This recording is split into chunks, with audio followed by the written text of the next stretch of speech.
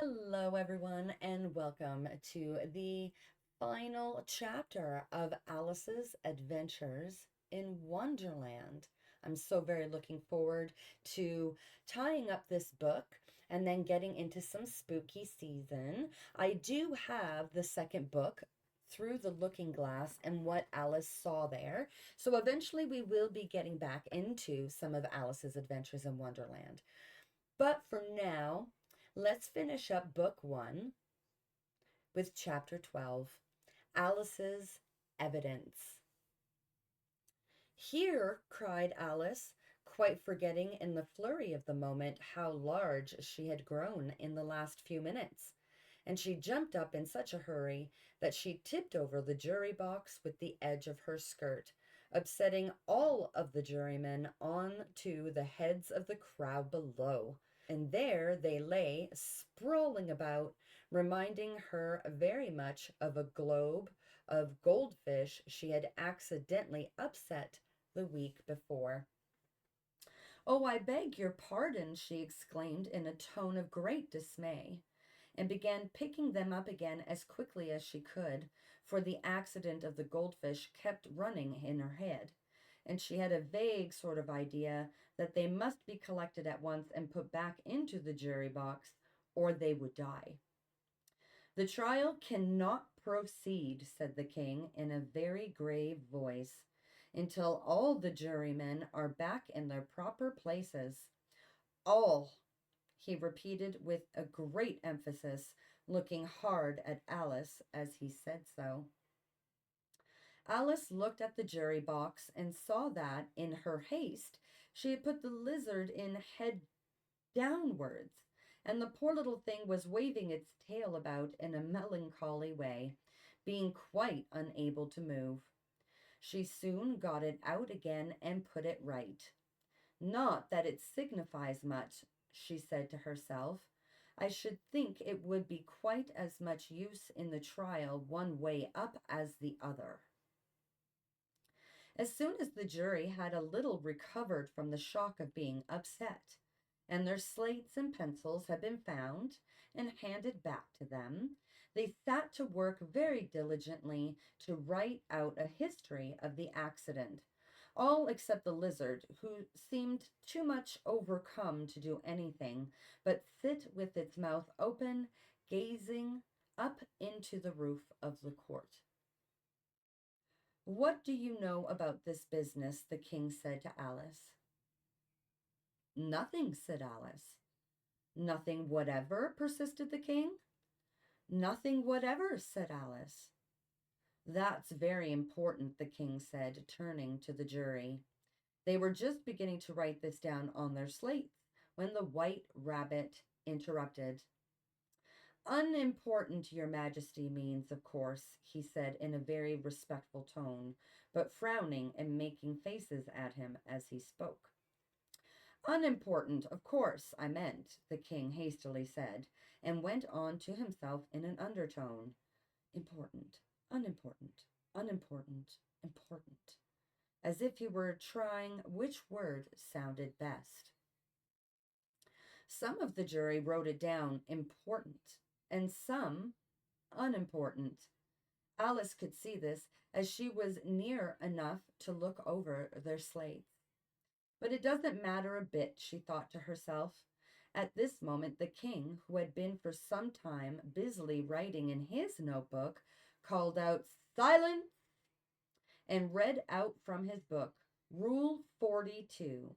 All persons more than a mile high to leave the court." Everybody looked at Alice. "I'm not a mile high," said Alice. "You are," said the king. "Nearly 2 miles high," added the queen. "Well, I shan't go, at any rate," said Alice. "Besides, that's not a regular rule. You invented it just now." "It's the oldest rule in the book," said the king. "Then it ought to be number 1, said Alice. The king turned pale and shut his book hastily. "Consider your verdict," he said to the jury in a low, trembling voice. "There's more evidence to come yet. Please, your majesty, said the White Rabbit, jumping up in a great hurry. This paper has just been picked up. What's in it? Said the Queen. I haven't opened it yet, said the White Rabbit, but it seems to be a letter written by the prisoner to somebody. It must have been that, said the King, unless it was written to nobody, which isn't usual, you know. Who is it directed to? Said one of the jurymen. It isn't directed at all, said the White Rabbit. In fact, there's nothing written on the outside. He unfolded the paper as he spoke and added, It isn't a letter after all. It's a set of verses. Are they in the prisoner's handwriting? Asked another of the jurymen. No, they're not, said the White Rabbit. And that's the queerest thing about it. The jury all looked puzzled. He must have imitated somebody else's hand, said the King. The jury all brightened up again. Please, your majesty, said the knave. I didn't write it, and they can't prove that I did. There's no name signed at the end. If you didn't sign it, said the King, that only makes the matter worse. You must have meant some mischief, or else you would have signed your name like an honest man. There was a general clapping of hands at this. It was the first really clever thing the King had said that day. That proves his guilt, of course, said the Queen. So off with, it doesn't prove anything of the sort, said Alice. Why, you don't even know what they're about. Read them, said the King. The White Rabbit put on his spectacles. Where shall I begin, please, your majesty? He asked. Begin at the beginning, the King said very gravely, and then go on till you come to the end. Then stop. There was dead silence in the court while the White Rabbit read out these verses. They told me you had been to her and mentioned me to him. She gave me a good character, but said I could not swim. He sent them word that I had not gone, yet know it to be true. If she should push the matter on, what would become of you? I gave her one, they gave him two. You gave us three or more. They all returned from him to you, though they were mine before. If I or she should chance to be involved in this affair, he trusts to you to set them free exactly as we were. My notion was that you had been, before she had this fit, an obstacle that came between him and ourselves and it.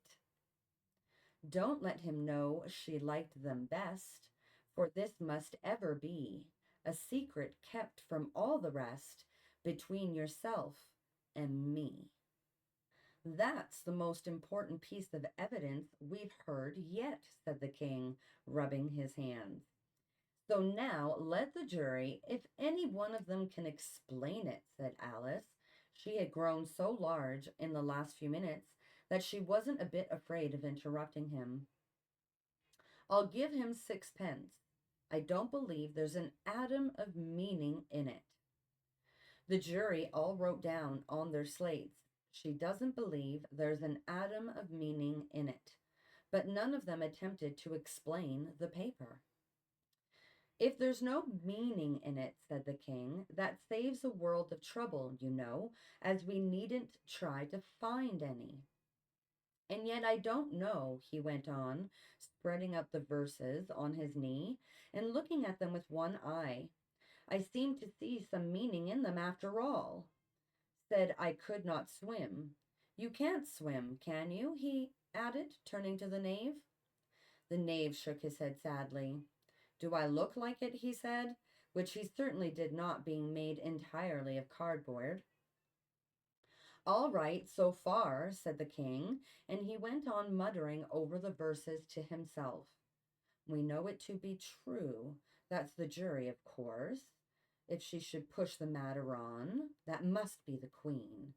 What would become of you? What indeed? I gave her one, they gave him two. Why, that must be what he did with the tarts, you know. But it goes on, they all returned from him to you, said Alice. Why, there they are, said the king, triumphantly pointing to the tarts on the table. Nothing can be clearer than that. Then again, before she had this fit, you never had fits, my dear, I think, he said to the queen. Never, said the queen, furiously, throwing an inkstand at the lizard as she spoke. The unfortunate little Bill had left off writing on his slate with one finger as he found it made no mark, but now he hastily began again using the ink that was trickling down his face as long as it lasted. Then the words don't fit you, said the king, looking around the court with a smile. There was a dead silence. It's a pun, the king added in an angry tone, and everyone laughed. Let the jury consider their verdict, the king said, for about the 20th time that day.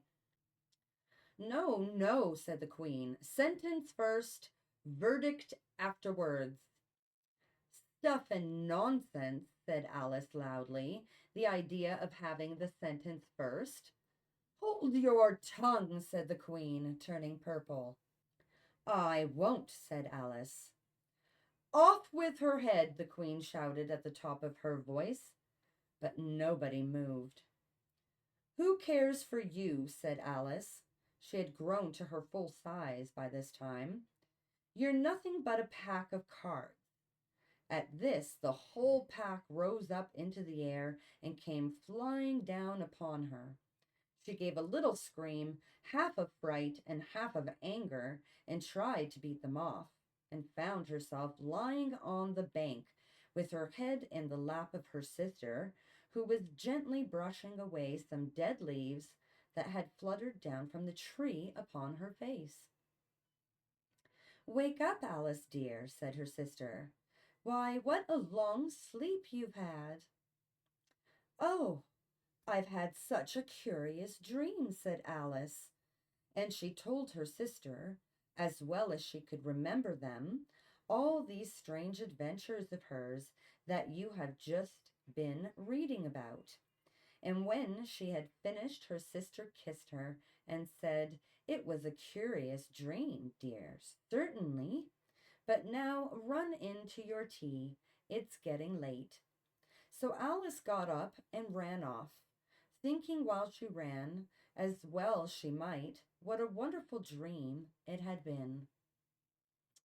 But her sister sat still just as she left her, leaning her head on her hand, watching the setting sun and thinking of little Alice and all her wonderful adventures, till she too began dreaming after a fashion, and this was her dream. First she dreamed about little Alice herself. Once again the tiny hands were clasped upon her knee, and the bright, eager eyes were looking up into hers. She could hear the very tones of her voice and see that queer little toss of her head to keep back the wandering hair that would always get into her eyes. And as she listened, or seemed to listen, the whole place around her became alive, the strange creatures of her little sister's dream. The long grass rustled at her feet as the white rabbit hurried by. The frightened mouse splashed his way through the neighboring pool. She could hear the rattle of the teacups as the March Hare and his friends shared their never-ending meal, and the shrill voice of the queen ordering off her unfortunate guests to execution. Once more the pig baby was sneezing on the Duchess's knee, while plates and dishes crashed around it. Once more the shriek of the griffin and the squeaking of the lizard's slate pencil and the choking of the suppressed guinea pigs filled the air. mixed up with the distant sob of the miserable mock turtle. So she sat on, with closed eyes, and half believed herself in Wonderland, though she knew she had but to open them again, and all would change to dull reality. The grass would be only rustling in the wind, and the pool rippling to the waving of the reeds. The rattling teacups would change to tinkling sheep bells, and the queen's shrill cries to the voice of the shepherd boy, and the sneeze of the baby, the shriek of the griffin, and all the other queer noises would change, she knew, to the confused clamor of the busy farmyard, while the lowing of the cattle in the distance would take the place of the mock turtle's heavy sobs. Lastly, she pictured herself how this same little sister of hers would, in after time, be herself a grown woman, and how she would keep, through all her riper years, the simple and loving heart of her childhood, and how she would gather about her other little children and make their eyes bright and eager with many a strange tale, perhaps even with the dream of Wonderland of long ago, and how she would feel with all their simple sorrows and find a pleasure in all their simple joys, remembering her own child life and the happy summer days. And that, my friends, is the end of Alice's Adventures in Wonderland by Lewis Carroll. Very beautiful story. I think there's a lot of of things in between the lines in that story, which is I find very fascinating. I think it's a story I could read all over again to really try and dissect and understand it a little bit more because it is so far-fetched and out there. Crazy story, right? Loads of fun. I thank you all so much for being here and supporting all 12 episodes, all 12 chapters of Alice's Adventures in Wonderland. I know we are approaching spooky season, so I'm going to change the pace up in the following episodes with something a little bit more Halloweeny like, giving us lots of fun and surprises and surprises for us after that. Eventually, though, like I said, I will get to Through the Looking Glass and what Alice saw there. That will be book 2 of Alice's Adventures in Wonderland. And I'm looking forward to diving into that adventure eventually too. So loads of things to look forward to. And if you made it this far and you really have enjoyed Alice's Adventures in Wonderland and spending time with me, I hope and pray that you support the channel, give me a thumbs up, throw in a comment or two, and maybe hit that subscribe button. Thank you so very much, and I look forward to seeing you next week for a whole new seasonal vibe. Lots of love until then. Mwah. Have a great week.